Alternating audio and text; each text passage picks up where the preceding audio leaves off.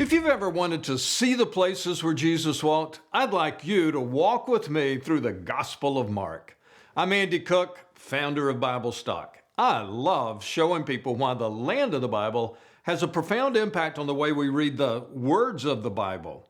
When you see the places where Jesus was born, where he lived, where he taught and healed people, where he was crucified, and where he was resurrected, you may learn more about Jesus than you ever thought possible simply by seeing these locations. There are 4 biographical accounts of the life of Jesus in the Bible. There's Matthew, Mark, Luke, and John.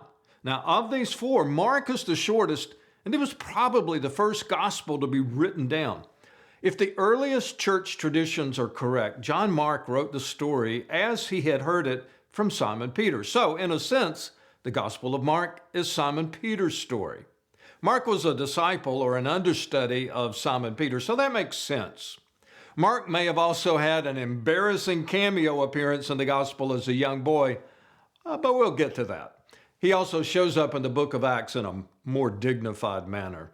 The bottom line, Mark is clearly an eyewitness to many of the things that happened during the life of Jesus and all that followed in the book of Acts.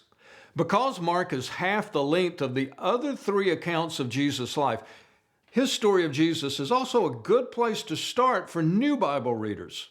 If you read just 1 chapter a day, you would have the entire story of Jesus read in only 16 days.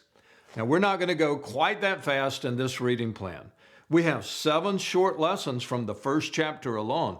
So that's a nice way to start. Try a week with us and see if you'd like to go the distance with me through the rest of Mark's Gospel. In all, we'll spend about 7 weeks together. And all along the way, I'll show you where many of these stories took place.